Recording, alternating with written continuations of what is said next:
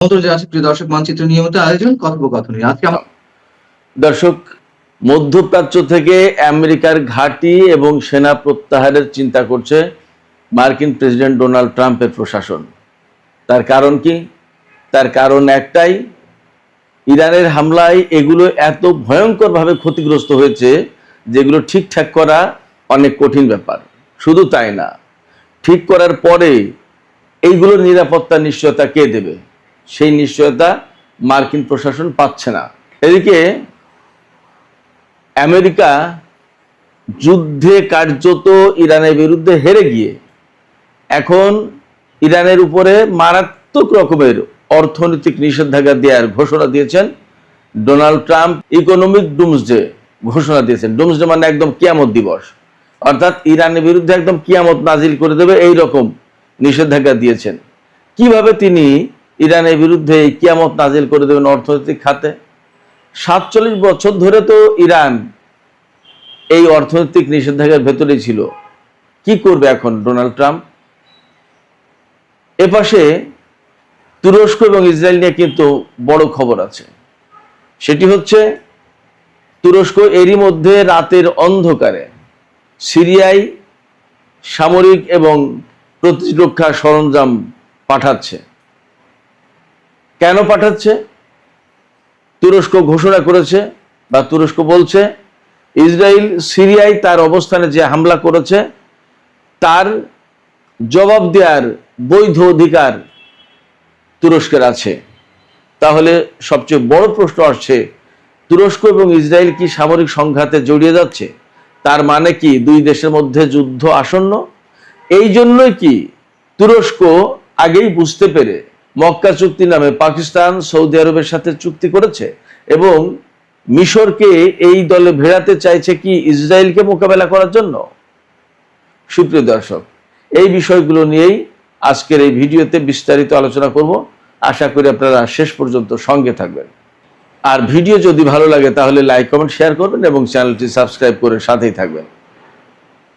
দর্শক, চলুন আমরা বিস্তারিত কথা বলি। প্রথম কথা হচ্ছে, ডোনাল্ড ট্রাম্পের প্রশাসন মধ্যপ্রাচ্যের যে সমস্ত ঘাঁটি ছিল আমেরিকার, সেই সমস্ত ঘাঁটিগুলো মোটামুটি পরিত্যাগ করার, ছেড়ে দেওয়ার চিন্তা করছেন। কারণ হচ্ছে যে এই যে 6 মাস ধরে কম বেশি যে যুদ্ধ চলেছে ইরানের সাথে, এই যুদ্ধে মার্কিন ঘাঁটিগুলো ব্যাপকভাবে ক্ষতিগ্রস্ত হয়েছে। আপনারা শুনলে অবাক হবেন যে কাতারের আলুদেদ বিমান ঘাঁটিতে কিন্তু সেন্টকমের সদর দপ্তর ছিল। এই সদর দপ্তর এক পর্যায়ে সরিয়ে জর্দানে নিয়ে গেছে। সেখান থেকে সরিয়ে এখন শোনা যাচ্ছে দিয়াগো গার্সিয়া এই দ্বীপে নিয়ে গেছে। এটা কিন্তু ব্রিটিশ দ্বীপ। এই ব্রিটিশ দ্বীপের ভেতরে আমেরিকার সামরিক ঘাঁটি আছে। সেই ঘাঁটি থেকে এখন সেন্টকমের কার্যক্রম পরিচালনা করা হচ্ছে। ওমান উপকূল থেকেই সেন্টকমের দূরত্ব হচ্ছে 3500 থেকে 4000 কিলোমিটার পথ। ইরান থেকে আরো দূর। সেক্ষেত্রে অনেক দূর থেকে এখন সেন্টকমের কার্যক্রম পরিচালনা করতে হচ্ছে। শুধু এখানেই শেষ কথা না, মধ্যপ্রাচ্যের বিভিন্ন ঘাঁটিতে যে সমস্ত আমেরিকার সেনা মোতায়েন ছিল তাদেরকেও মধ্যপ্রাচ্য থেকে, অর্থাৎ এই সমস্ত ঘাঁটি থেকে আমেরিকায় সরিয়ে নিয়ে যাওয়ার চিন্তা করা হচ্ছে। এই কথা কিন্তু আমার না, এই কথা খোদ ওয়াশিংটন পোস্ট এই খবর দিয়েছে। ওয়াশিংটন পোস্ট হচ্ছে আমেরিকার খুবই গুরুত্বপূর্ণ একটি সংবাদ মাধ্যম, খুবই গুরুত্বপূর্ণ পত্রিকা, অত্যন্ত প্রভাবশালী। Washington post, new York Times, তারপরে ওয়াল স্ট্রিট জার্নাল, এখনকার এক্সিওস, সে সমস্ত খুবই গুরুত্বপূর্ণ গণমাধ্যম এখন আমেরিকার। সিএনএন তো আছেই। তো সেই ওয়াশিংটন পোস্ট খবর দিচ্ছে যে মধ্যপ্রাচ্য থেকে আমেরিকার এই সমস্ত সেনাদেরকে সরিয়ে নিয়ে যাওয়ার চিন্তা করা হচ্ছে। আর সাথে সাথে ঘাঁটিও আর পুনর্নির্মাণ করবে না, কারণ এ সমস্ত ঘাঁটি বেশিরভাগ ক্ষেত্রে পুনর্নির্মাণ করার অযোগ্য। আর এইগুলো পুনর্নির্মাণ করতে গেলে বিপুল পয়সা খরচ যাবে। এবং সবচেয়ে বড় কথা, এই ঘাঁটিগুলো পুনর্নির্মাণ করলো বা করা শুরু করলো, আবার যদি সেখানে ইরান হামলা চালায় তাহলে কি করবে? এই ঘাঁটিগুলো আর ইরানের মুখে আমেরিকা কোনোদিন আস্ত রাখতে পারবে বলে মনে হয় না, এবং সেই ভরসা তাদের নেই। যার কারণে মধ্যপ্রাচ্য থেকে আমেরিকা ঘাঁটি এবং সেনা সবই সরিয়ে নিয়ে যাওয়ার চিন্তা ভাবনা করছে। আমি আপনাদেরকে একটা বিষয় পরিষ্কার করি, এটা কিন্তু এখনো চিন্তা ভাবনার পর্যায়ে রয়েছে, এ নিয়ে আলোচনা হচ্ছে, বিষয়টি বিবেচনা করা হচ্ছে, কিন্তু ফাইনাল ডিসিশন হয়নি। তবে যে পথে গেছে আমেরিকা, যে পরিস্থিতি তৈরি হয়েছে, তাতে তাদেরকে ফাইনাল ডিসিশন নিতে হবে। ইরানের বিরুদ্ধে আমেরিকা যুদ্ধ করতে এসে ব্যাপকভাবে অর্থনৈতিক ক্ষতির মুখে পড়েছে। আপনারা শুনলে অবাক হবেন, এতদিন 35 ট্রিলিয়ন আমেরিকার যে বৈদেশিক এবং অভ্যন্তরীণ ঋণের পরিমাণ ছিল, সেটা ছিল 35 ট্রিলিয়ন মতো বা 37। আজকে খবর দেখলাম যে 40 ট্রিলিয়নে গেছে। তার মানে প্রচন্ডভাবে একটা ঋণগ্রস্ত জাতি। আমরা তাদেরকে দেখতে পাই বাইরে থেকে, বিরাট ব্যাপার স্যাপার, কিন্তু যারা তাদের কাছে টাকা পাবে, এই যে ঋণগুলো যারা দিয়েছে, যাদের কাছ থেকে ঋণ নিয়েছে, তারা যদি ঋণ পরিশোধের জন্য চাপ দেয়, তাদেরকে দিয়ে দিতে হয়, তাহলে আমেরিকার অর্থনীতি কিন্তু একদম জিরো হয়ে যাবে, ফতুর হয়ে যাবে, আমেরিকা ধসে পড়বে। আমেরিকা ধসে পড়লে সেই দেশগুলো তাদের পণ্য কিভাবে কোথায় বিক্রি করবে, এই ঝামেলার কারণে সরাসরি আমেরিকার কাছ থেকে পুরো টাকা তুলে নিতে পারে না। নিলে একদম বিশ্ব অর্থনীতিতে মারাত্মক ঝাঁকুনি সৃষ্টি হবে, কলাপস করবে। কিন্তু আমেরিকা ভেতরে ভেতরে কিন্তু ফাফা। যাই হোক, ইরানের সাথে যুদ্ধ করতে এসে আরো খারাপ অবস্থা তৈরি হয়েছে। তারা মনে করেছিল ভেনিজুয়েলা দখল করে ফেলেছে, বিপুল পরিমাণে তেল সম্পদ তাদের অধিকারে গেছে, এবং ইরান দখল করলে একদম পুরো বিশ্ব তাদের কবজায়, কোনো ব্যাপার না। মধ্যপ্রাচ্যে ইরানকে দখল করতে পারলে তো পুরো মধ্যপ্রাচ্য তাদের একদম পুরোপুরি কন্ট্রোলে থাকতো, বিরাট ব্যাপার। এবং চীন এখান থেকে কর দিয়ে, আমেরিকাকে কর দিয়ে চীন এখান থেকে তেল নিত, বা আরো যে সমস্ত বিষয় ছিল। তাদের পরিকল্পনা ছিল যে 2-3 দিনের ভেতরেই পুরোটা দখল করে নিয়ে একদম মানে মোজ করে খাবো। এবং এই একা একা খাবো বলে ডোনাল্ড ট্রাম্প ইউরোপীয় ইউনিয়নকে বলেনি, নেটো জোটকে বলেনি, কাউকেই বলেনি। একা একা মাতব্বরি করবে, একা একা বাজিমাত করবে, এবং একা একা ইরানের সম্পদ ভোগ করবে, এই ধান্দায়। কিন্তু এখন ব্যাটেল ফিল্ডে নেমে দেখে যে ঘটনা উল্টে গেছে। ওই যে আমি বলি যে মনে করেছে নরম কিছু, দিয়েছে কামড়, দেখে যে লোহার দণ্ড, দাঁত সবগুলো গেছে ভেঙে। সেই রকম একটা অবস্থা আমেরিকার। ইরানের সাথে যুদ্ধ করতে এসে দেখে যে পরিস্থিতি খারাপ। ভাই, শুধু আমেরিকা কেন, সারা বিশ্বের সব মানুষই তো প্রায় একইভাবে কথা বলেছিল যে ইরানকে তো 2 দিনের ভিতরে তুড়ি মেরে উড়িয়ে দেবে। ইসরায়েল এবং আমেরিকা যখন লেগেছে, তখন কি ইরান টিকতে পারবে? ইরানের বিমান বাহিনী নেই, নৌবাহিনী নেই, কি দিয়ে যুদ্ধ করবে, কত কিছু। এবং এই যুদ্ধকে নাম দেওয়া হয়েছিল অ্যাসিমেট্রিক যুদ্ধ, অসম যুদ্ধ। মানে ইরান একটা খুব দুর্বল ছোট ফকির দেশ, আর আমেরিকা বিরাট হাতি পালোয়ান, তার সাথে যুক্ত হয়েছে ইসরায়েল। এই যুদ্ধকে অ্যাসিমেট্রিক যুদ্ধ বলেছে সবাই, আমি শুধু কখনোই বলিনি অসম যুদ্ধ। আমি সবসময় বলেছি এই যুদ্ধে ইরান প্রচন্ডভাবে শক্তিমত্তা নিয়ে লড়াই করবে। শুধু তাই না, সম্ভবত বিশ্বে আমি একমাত্র ব্যক্তি যে ব্যক্তি বলেছে ইরান তার বিমান শক্তি দেখাতে পারে, সক্ষম, দেখাবে।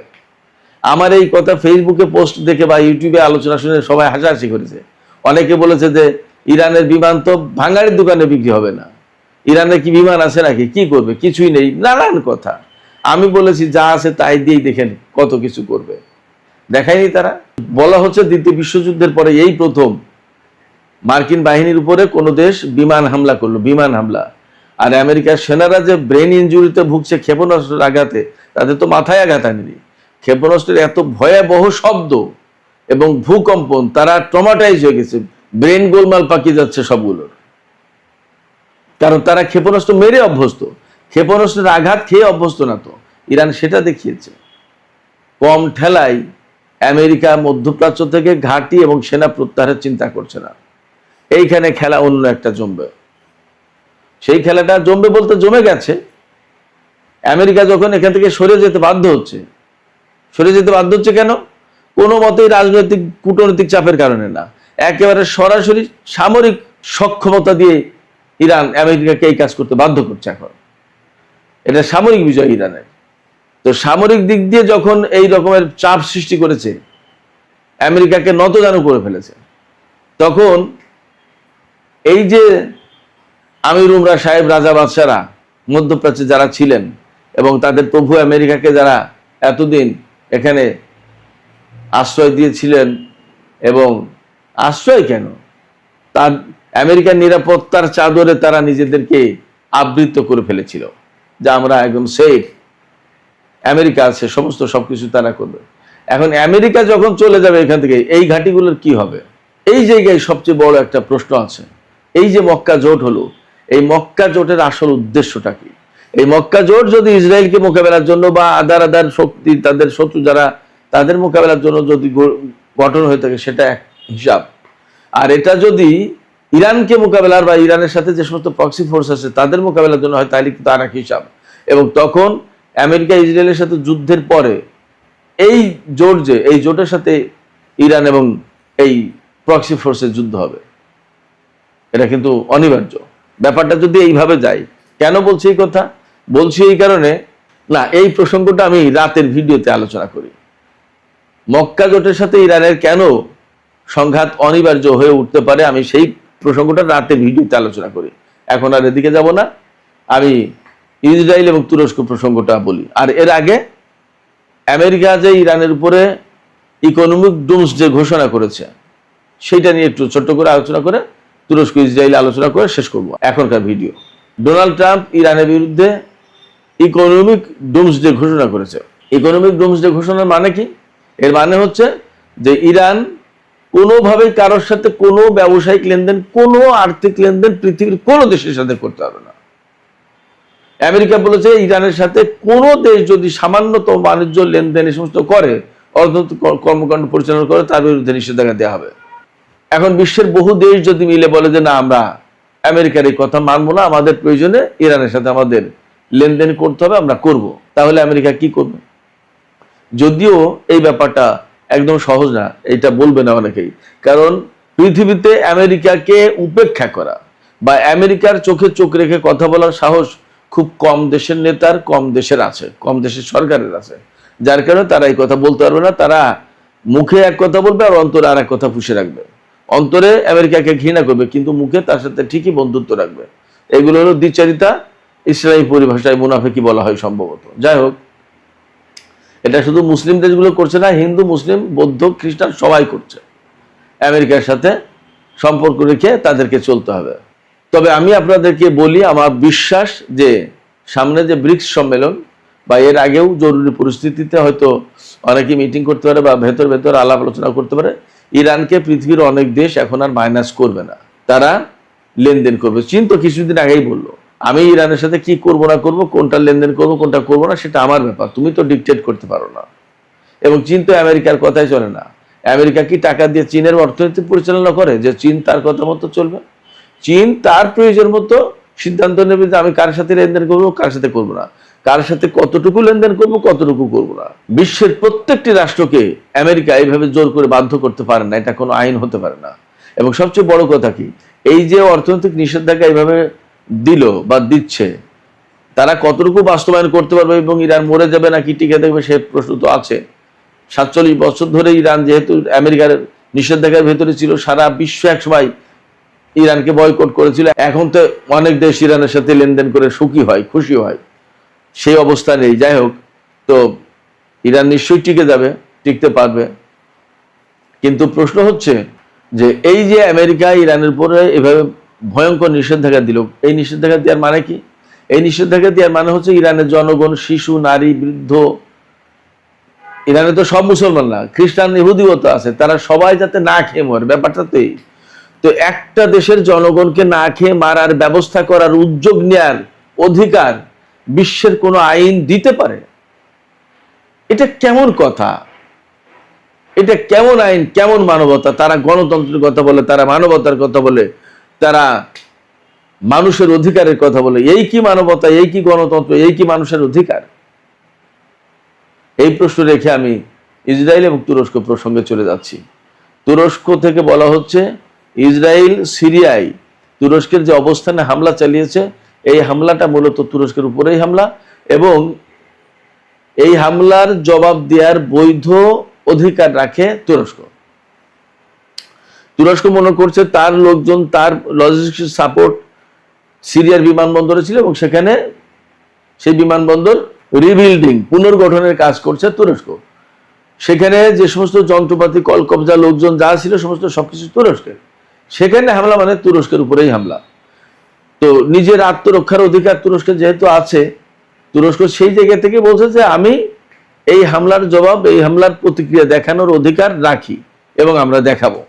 এবং আমি একটা ভিডিও ফুটেজেই দেখলাম, এটা বাইরের কোনো প্রচারণা নাকি আমি জানি না, বাট দেখলাম যে রাতের অন্ধকারে তুরস্ক সিরিয়ায় সামরিক সরঞ্জাম, প্রতিরক্ষা সরঞ্জাম এগুলো পাঠাচ্ছে এবং বলা হচ্ছে তুর্কি গোয়েন্দা সংস্থার তত্ত্বাবধানেই এই কাজগুলো করা হচ্ছে। এবং এখান থেকে ধারণা করা হচ্ছে বা বলা হচ্ছে যে তুরস্ক ইসরায়েলের বিরুদ্ধে একটা প্রতিশোধমূলক হামলা চালাতে পারে, বা ইসরায়েল যদি তুরস্কের বিরুদ্ধে আবার নতুন করে হামলা চালায় তা প্রতিরোধ করার জন্য এই সামরিক শক্তি সঞ্চয় করছে সিরিয়াতে। এবং চলতি মাসের শেষ দিকে তুরস্কের 4 দেশের বৈঠক আছে। গতকালকেই দাওয়াত দিয়েছে বিভিন্ন দেশের পররাষ্ট্রমন্ত্রীকে, পাকিস্তানের পররাষ্ট্রমন্ত্রীকে, মিশর, সৌদি আরবের পররাষ্ট্রমন্ত্রীকে। এই 4 দেশ হলো তুরস্ক, সৌদি আরব, মিশর এবং পাকিস্তান। এই 4 দেশের পররাষ্ট্রমন্ত্রীরা এই মাসের শেষের দিকে, আজকে তো 20 তারিখ, এই মাসের শেষের দিকে তারা বসবে। ধারণা করা হচ্ছে এর ভেতরে যদি ইসরায়েলের সাথে তুরস্কের বড় ধরনের কোনো সংঘাত না শুরু হয়, তাহলে ওই বৈঠকে ইসরায়েল তুরস্কের যে বর্তমানের যে উত্তেজনা, এই সমস্ত বিষয় নিয়েও আলোচনা হবে। এবং সম্ভবত ওই বৈঠকে মিশরের যোগদানের বিষয়টি গুরুত্ব দিয়ে আলোচনা হতে পারে, এমনকি যোগদানের বিষয়টি নিশ্চিত করাও হতে পারে। দেখা যাক পরিস্থিতি কি দাঁড়ায়। তো সুপ্রিয় দর্শক, এখনকার আলোচনা এখানে শেষ করতে চাইছি। আলোচনা শেষের আগে আপনাদের কাছে মতামত জানতে চাই, আমেরিকা যে মধ্যপ্রাচ্য থেকে তাদের সামরিক ঘাঁটি সরিয়ে নেওয়ার চিন্তা করছে, তাদের সেনা প্রত্যাহারের চিন্তা করছে, বিষয়টা কি চূড়ান্তভাবে সিদ্ধান্ত হতে পারে, অর্থাৎ চূড়ান্তভাবে সেনা এবং সামরিক ঘাঁটি সরিয়ে নিতে পারে? আপনাদের কি মনে হয়? এবং এই যে ঘাঁটি সরিয়ে নিয়ে যাওয়ার চিন্তা করছে, সেনা প্রত্যাহারের চিন্তা করছে, এটা কি আপনারা মনে করেন ইরানের সামরিক চাপের কারণেই আমেরিকা এটা করতে বাধ্য হচ্ছে? শব্দের চেয়ে 9 গুণ গতি বেশি, শূন্যের দিশা বদলে আয়রন ডোম আর আমেরিকার কোটি কোটি ডলারের থার্ড ডিফেন্স সিস্টেমকে এক পলকে ধুলোয় মিশিয়ে দেওয়ার ক্ষমতা, মধ্যপ্রাচ্যের যুদ্ধক্ষেত্রে হাহাকার ফেলে দেওয়া ইরানের এই হাইব্রিড মিসাইল আসলে কার কারসাজি? পশ্চিমারা ভেবেছিল বোমা বর্ষণ করে ইরানের মিসাইল ভান্ডার শেষ করে দিয়েছে, কিন্তু বিশ্বকে স্তব্ধ করে দিয়ে ভূগর্ভস্থ গোপন ল্যাব থেকে পারস্যের বিজ্ঞানীরা বের করে আনলো এমন এক সুপার অস্ত্র যার পেছনের আসল কারিগর উত্তর কোরিয়ার কিম জন উন। শুধু মধ্যপ্রাচ্যে মার্কিন ঘাঁটি নয়, এবার সরাসরি আমেরিকার মূল ভূখণ্ডে পারমাণবিক হামলা চালানোর চূড়ান্ত ব্লুপ্রিন্ট তৈরি। তেহরান আর পিয়ংইয়ং এর এই গোপন আতাত কিভাবে রাতের ঘুম হারাম করে দিল পেন্টাগনের, বিস্তারিত জানতে পুরো ভিডিওটি দেখুন। সাথে আছে আমি কাজল হায়দার, আপনারা দেখছেন খবর সংযোগ।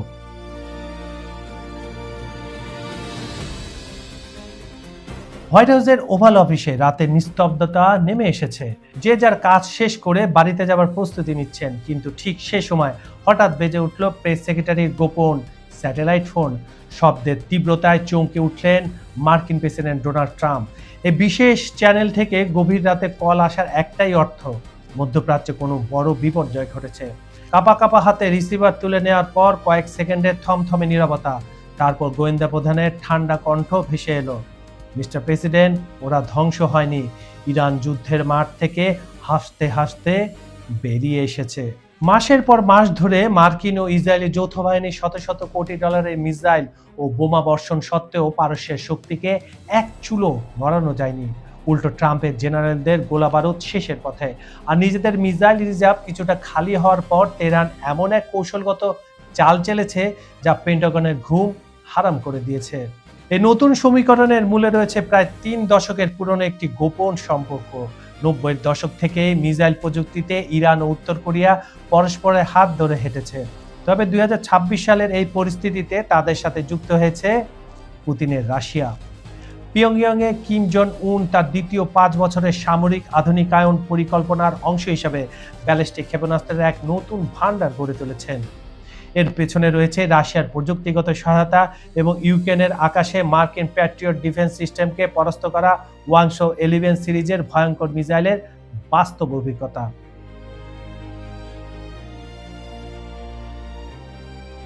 কিছুটা যুদ্ধবিরতি চলছে, আর ইরানের এখন প্রধান লক্ষ্য নিজেদের মিসাইল ভান্ডার পুনর্গঠন করা এবং শত্রুর আয়রন ডোম বা থার্ড ডিফেন্স সিস্টেমকে 100% ব্যর্থ করে দেওয়ার মতো অস্ত্র তৈরি করা। ঠিক এই সময়টিতে বন্ধু কিম জং উনের কাছে রয়েছে সবচেয়ে প্রয়োজনীয় প্রযুক্তি।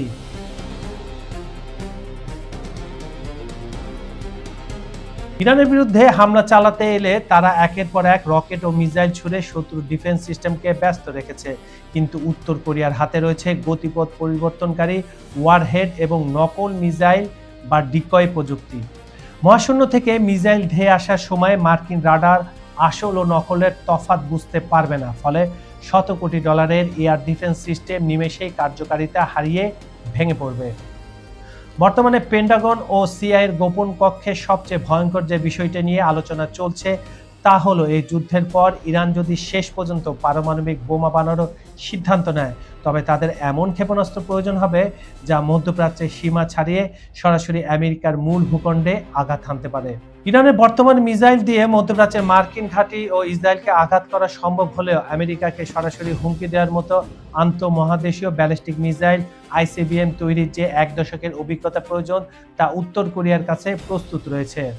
ইউক্রেন যুদ্ধের শিক্ষা, রাশিয়ার ব্যাকআপ এবং পিয়ংইয়ংয়ের ক্ষেপণাস্ত্র প্রযুক্তির এই ত্রিমুখী জোট তেহরানের হাতে পৌঁছালে বিশ্ব রাজনীতির মানচিত্র চিরতরে বদলে যাবে। তবে এখানে একটা কথা বলে রাখা ভালো, বিভিন্ন সূত্র জানায় যে এই 28শে ফেব্রুয়ারির 3 মাস আগে যদি আপনি ধরেন, তাহলে গত বছরের ডিসেম্বরের শেষের দিকে রাশিয়ার আকাশ সীমা ব্যবহার করে আর্কটিক অঞ্চলে একটি আইসিবিএম ক্ষেপণাস্ত্র অলরেডি ইরান পরীক্ষা চালিয়েছে, এটা বিভিন্ন সূত্র বলে। এবং এই সূত্রকে আরো বাস্তব রূপ ধারণ করে যখন বিশ্লেষকরা বলে একটা দেশ যখন মহাশূন্যে রকেট পাঠায়, দূরত্ব তো অনেক থাকে, তার কাছে আইসিবিএম বানানো কোনো ফ্যাক্টরি না, তাই ইরান অলরেডি এটা বানিয়ে ফেলেছে। আপনাদের কি মনে হয় কমেন্টে জানান।